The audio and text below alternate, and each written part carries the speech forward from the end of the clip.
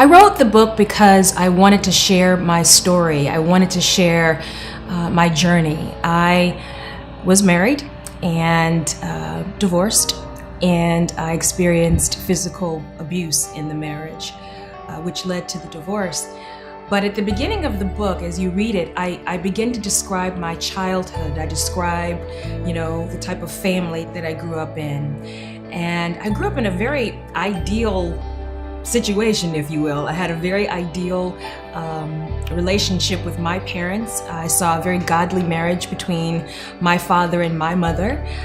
So I had a very sort of sheltered upbringing, if you will. And as you read the book, you begin to understand how I could make the decision to marry my ex-husband and to marry someone that from the onset, you might not put us together knowing us and knowing the backgrounds that we come from. But I talk about my churchy upbringing. And I talk about my decision making. And so my goal is to share my journey and to share what I experienced so that women or men, if they are contemplating marriage, that they'll know to answer several questions. And one of those questions being, is he or she spiritual? I also talk about my journey because though I went through a very difficult time in 2016, throughout that experience, it was very clear to me, particularly when I wrote about the last chapter of the book, I began to see that through that experience, I was in a controlled environment. And it let me know that God Himself had me in a controlled environment, that there was nothing happening to me that He didn't already know was going to happen. And there are different experiences along the way that remind me and will remind the reader that though you may be in what seems like the most difficult experience of your life, that God is still in control and that He is with you. Particularly when you get to the chapter where I talk about a very powerful experience I have at the Democratic National Convention, you'll see that God is real. I hope this book will accomplish two things. One, for me, it was very cathartic. I'll be completely transparent with you. But I hope more than anything that the person that reads this book, that they will understand that they are made in the image of God, that whatever God created or whoever God created was not created to be abused, was not created to be marred. You were not created to be cursed at. You were not created to have your humanity devalued, but you were created to manifest God's glory. You were created to walk in your divine purpose. And so I hope that this book accomplishes two very clear things, that you put the book down after having read it, understanding that you are created in the image of God for the purpose of God, that you might flourish and walk in your full potential to ultimately bring Him glory and to ultimately live your best life. And secondly, I want people to understand that you should never allow anyone to redefine the vision for your life.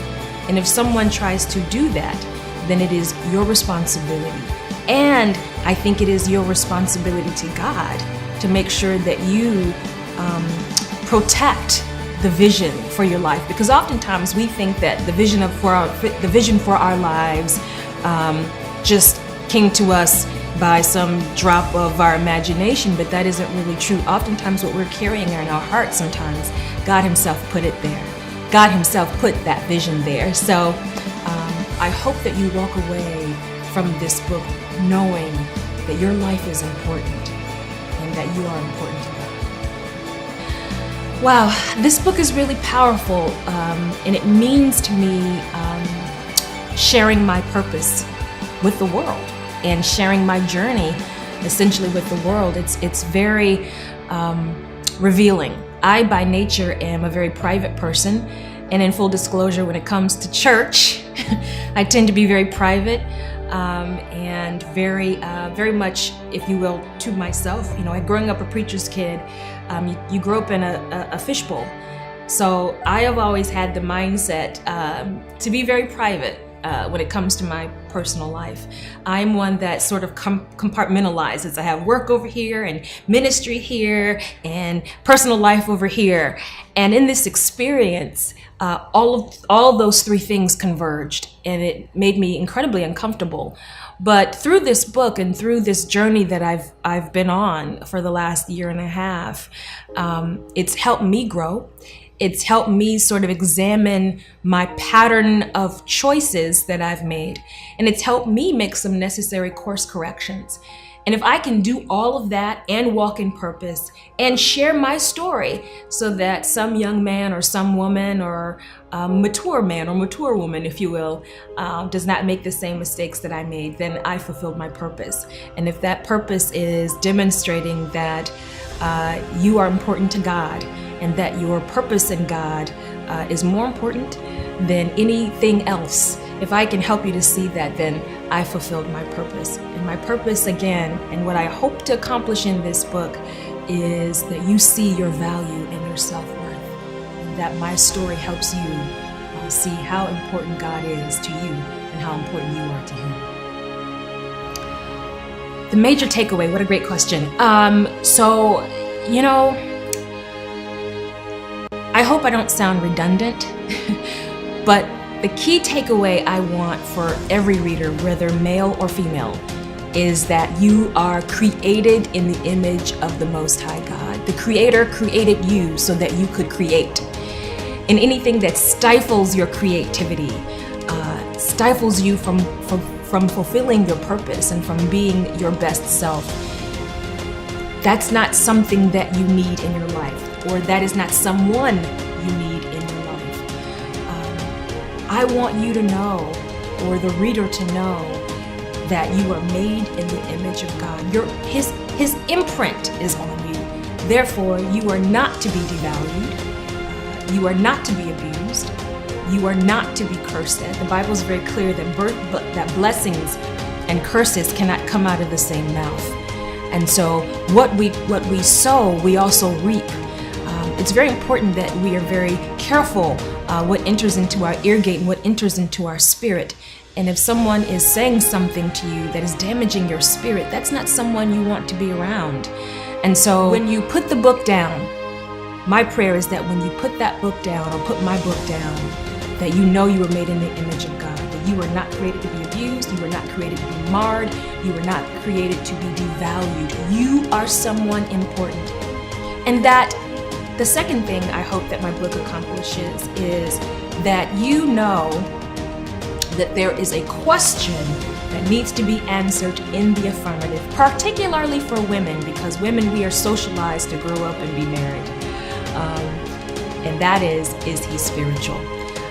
I was fortunate enough to be born into a family where my father is and still is a very godly man. My brother is a godly man. So the images around me reinforce how I was supposed to be treated.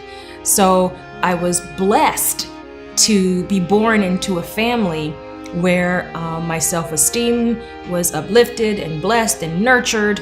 And I talk about that in the early chapters of the book, how the images around me supported being very healthy, having a healthy self-esteem, understanding that I was created to give, not just to get. So I was blessed from the time I was a little girl. My father told me I was a princess. My father told me who I was. He affirmed me. So when I wrote the book, and I wrote the book with that in mind, but when I finished writing the book, or maybe midstream is probably more an accurate depiction, when I started writing the book and I got midstream in the book, I realized that though I had this horrible experience, I really was blessed. I was blessed because I had a father from the time I was born tell me and affirm me and tell me who I was. And because I know who I was and whose I was, I knew enough that what I had experienced was not God's best. And so I had a moment, with God as I was praying, and I said to myself, what about the woman who did not have a father affirm her? What about the woman that all she's seen is abuse? What about the woman who doesn't know that a man calling you out of your name is not God's best for you? I firmly believe that if a man or a woman cannot speak to you in a respectful way, then they don't get to talk to me at all. So if you are speaking to me in a way that's less than God's best, you don't get to hold a conversation with me. And so I think that if women would hold themselves and hold their potential partners to a high standard, I think some of the abuse, whether it's physical or emotional or verbal abuse, they would not experience it. I firmly believe that we train people how to treat us. And I believe that men, this is particularly for women, men will rise to the standard you set for them. So if you set the standard that he can talk to you any old kind of way, that's what he'll do. So I pray that as you read, is he spiritual, that you'll be able to answer the question in the affirmative if you're already married or if you're contemplating marriage. So be blessed. And know that if you have to sort of part ways, just know that, some people can be replaced. Ooh, that was bold.